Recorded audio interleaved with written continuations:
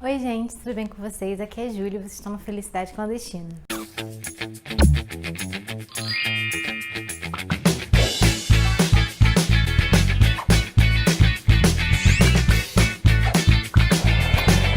Hoje eu vou trazer pra vocês um vídeo que eu pensei assim, não sei vocês, mas nessa quarentena tem sido muito difícil focar um pouco no que eu queria ler e no que eu tenho que fazer. Eu trouxe dois tipos de indicações pra vocês. Eu trouxe livros para quem quer se imergir nesse tema, nessa temática da quarentena, para quem quer vivenciar isso da forma mais intensa, assim, tipo, e ler livros relacionados com temas que sejam relacionados a isso. E eu trouxe também livros que, se você quer abstrair de tudo isso, se você quer espairecer um pouco e, enfim, relaxar e esquecer um pouco desse tema, eu trouxe indicações para isso também. Então eu vou começar com os livros que são para quando você está a fim de imergir mesmo nesse tema, pensar a respeito da quarentena, problematizar tudo isso que está acontecendo. O primeiro livro que eu tenho para mostrar para vocês é O Papel de Parede Amarelo, da Charlotte Perkins Gilman. Ela escreveu também Terra de Mulheres, né? Eu ainda não li, mas quero muito, porque eu gostei muito desse livro aqui. Ele é considerado um clássico da literatura feminista.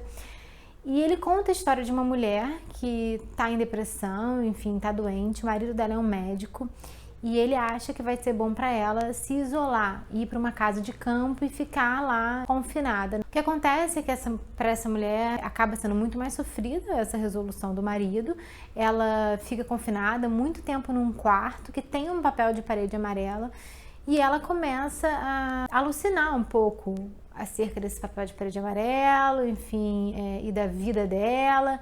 E acaba que a gente vê que para a saúde mental dela aquilo ali está sendo muito pior, esse confinamento, enfim, tudo isso. A história é muito interessante, a forma como você vai vendo o desenvolvimento da personagem é muito profundo, assim, e toca em aspectos muito importantes. E a gente pensa um pouco assim no direito da mulher, no quanto ela não quer estar ali, mas que ela é obrigada a estar, porque o marido tem poder sobre ela, principalmente esse marido sendo um médico. Então tem todas essas questões que estão em voga também no livro. É um livro bem interessante, é um livro bem escrito. Ele é super curto, vocês veem que a letra é bem grande, assim, e o livro é bem fininho. Então é muito rápido, fora que ainda tem uma introdução que é bem legal, que fala um pouco da autora, que fala um pouco do contexto em que ela viveu, enfim, e do livro, e o que se sucedeu depois do livro. Então eu acho que vale muito a pena a leitura. Eu sei que eu já mostrei esse livro aqui antes, mas eu acho que ele não podia estar de fora dessa lista. É o Ensaio sobre a Cegueira, do José Saramago. Como eu já disse pra vocês, é o meu livro preferido da vida. E eu tenho pensado muito nele, porque eu acho que ele mostra mesmo esse momento em que o mundo é assolado por uma cegueira branca, e como que as pessoas reagem a isso, né? Qual é a postura delas diante disso? E quando o mundo inteiro já está cego, o que nos torna humanos, né? Eu acho que ele traz muito essa questão. Então, você enxergar, né, no mundo cego, o que isso significa e que cegueira é essa? A gente já estava de olhos abertos antes e não estava vendo as coisas. Essa é uma cegueira, enfim, o que significa essa cegueira, né? Então, eu acho que é um livro muito bom pra gente pensar esse momento. Ele dá um medinho um pouco, assim, do que pode se dar no mundo, em como a natureza das pessoas é complicada, mas eu acho que ele é muito pertinente para esse momento e que vale a pena se você está querendo pensar nessas questões. E eu trouxe também o Jane Eyre, da Charlotte Brontë, porque nesse livro, assim, ele na verdade ele é a história da protagonista, né, passando desde a infância até a vida adulta e tudo que ela passa, mas tem um momento em que ela tá no internato, assim, tipo numa escola interna, e acontece uma epidemia de febre tifoide. Então a gente vê um pouco isso dentro do internato, como que isso acomete as meninas de lá. Então eu acho que assim, é um pedaço pequeno do livro, mas eu acho que mostra um pouco e fala um pouco sobre esse tema também, como que a Jane vive isso, enfim, estando no meio de tudo isso. E esse é um livro muito legal, em que a gente vê o desenvolvimento dessa personagem, que é uma personagem muito forte, muito certa do que ela quer. E assim, eu não sei se eu considero isso um romance feminista, mas ela com certeza é muito à frente do tempo dela. A forma como ela lida com as problemáticas que a cercam é com certeza uma pessoa que tem uma personalidade forte, que é guiada pelos seus próprios desejos. Então acho que vale bastante a leitura, é um livro bem legal, assim, é um clássico, né? E é uma leitura gostosa, não é maçante nem nada. Eu gostei bastante. O último livro, então, que eu vou mostrar para vocês nessa temática de confinamento e da quarentena, então, é o Iluminado, do Stephen King. Eu acho que não dá para ficar de fora, né, porque essa história de terror tão clássica, ela conta sobre uma família, né, um pai que consegue um emprego num hotel para ficar de vigia durante o inverno, e leva sua família para lá. E lá eles ficam isolados, porque não há como ter contato com a sociedade, enfim, por conta da neve, da grande quantidade de neve. E é uma história sobre loucura, né? Sobre assombração também, aí depende de como você vai ver tudo isso, mas sobre como uma pessoa pode ir perdendo a cabeça e como um confinamento pode ser um pouco enlouquecedor para as pessoas. Eu acho, então, que é pertinente para esse momento, esse livro, se você quer saber um pouco sobre isso. Ao mesmo tempo ele vai te distrair, tá? Vai te fazer pensar no livro, né? Talvez não pense tanto nisso, mas tem esse espírito um pouco. Então fica aí essa indicação. Agora a gente vai para a parte mais leve, para os livros que não tem nada a ver com essa temática, que são só para você se distrair mesmo e se prender no livro. O primeiro que eu trouxe para vocês é o Pequenas Grandes Mentiras, da Liane Moriarty. Não sei se vocês sabem, provavelmente sim, mas virou série da HBO com a Nicole Kidman, com a Reese Witherspoon. Eu recomendo os dois, né? Se você tá aí para se distrair e tal, e pensar, vê a série, lê o livro, vê a série, enfim. O livro é muito bom. Ele conta a história de 4 mulheres, né, que têm os seus filhos no jardim de infância, ali numa escola, e isso é o que as une a princípio, estabelece essas relações delas, e cada uma tem a sua história. A gente vê no início do livro que aconteceu uma tragédia, alguém morreu em uma festa que foi dada por essa escola, mas não se sabe o que aconteceu, mas as pessoas estão sendo interrogadas. Então, tem algo por trás disso tudo que vai sendo revelado com o passar do livro, que é muito interessante, que te prende do início ao fim. Ao mesmo tempo ele traz muita sororidade, ele traz muito da vida dessas mulheres fortes, que são mães, que são mulheres, que são amigas, tipo, vários aspectos da personalidade de uma mulher, né? É muito interessante ver tudo isso. Ele levanta muitas críticas a respeito da sociedade, de como tudo isso funciona, ele traz questões feministas. Ele é um livro muito interessante, muito legal. E te prende, tem esse suspensezinho que te prende do início ao fim e que vale bastante a pena. Eu acho que você vai ficar bem, assim, preso ao livro. Um outro livro que é bem legal, assim, eu já li há bastante tempo, é o Eu Sei o que Você Está Pensando, do John Verdon. Esse livro é um detetive aposentado que é consultado a respeito de um caso em que pessoas receberam cartas perguntando no que elas estavam pensando e receberam respostas com o número exato do que elas tinham pensado. Isso aguça muito a curiosidade do detetive. Tem também uma morte que pode ou não estar relacionada a isso. Isso vai ser tudo investigado. Esse detetive também tem contato com outro detetive que está ainda na ativa e eles têm personalidades muito diferentes, mas que são complementares e é bem interessante ver os dois.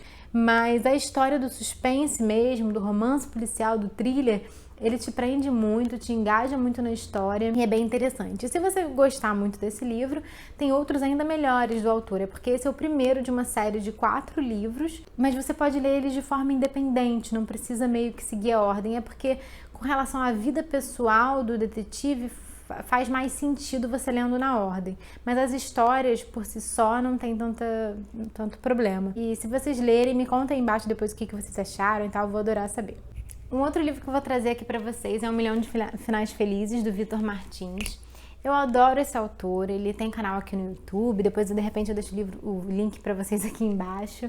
Ele escreve romances com personagens adolescentes, gays sempre, e são sempre histórias muito fofinhas, de aquecer o coração, assim, muito gostosas de serem lidas. Essa aqui conta a história do Jonas, né, ele tem mania de escrever uns rascunhos, umas coisas para livro, então não sei se tem um quê de autobiográfico, alguma coisa assim. Ele tem umas questões na família dele, porque a mãe dele é muito religiosa e tal, então ele esconde da família a sua orientação sexual. E aí acaba que ele conhece um rapaz que tem uma barba ruiva e ele fica louco com esse rapaz. E a história vai se desenrolando a partir daí. Ele tem vários amigos que são, assim, bem interessantes. E é uma história muito gostosinha, muito fácil de ler, muito rápido, que faz você esquecer do que está acontecendo nesse momento e faz você poder mergulhar nesse universo gostoso. Ele é um livro adolescente, né, jovem adulto, então não sei se é para todos os gostos, mas para quem gosta, ele é uma ótima pedida.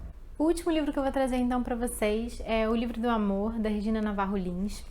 Esse livro, ele é um livro não ficcional, né? Ele conta a história das relações amorosas e de como era visto o amor, como surge o amor romântico e tal. Ele fala desde a pré-história até a Renascença.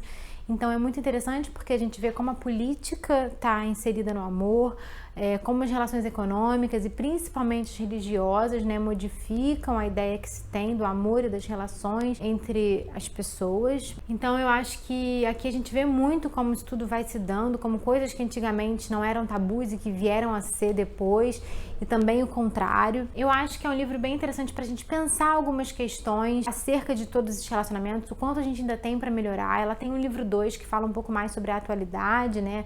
Essa coisa dos romances na internet, enfim, se vocês gostarem muito do primeiro, vale a pena ir pro segundo. Ela tem um outro livro que também vou deixar aqui, Novas Formas de Amar, algo assim, que fala um pouco sobre poliamor também.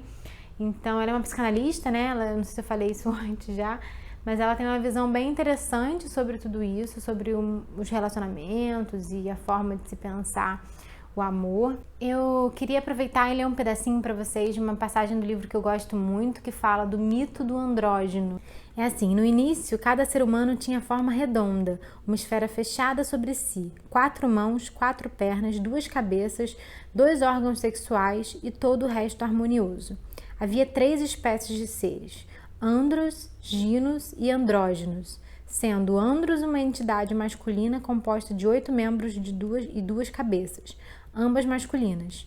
Ginos idem, porém feminina, e andrógenos, composto por metade masculina e metade feminina.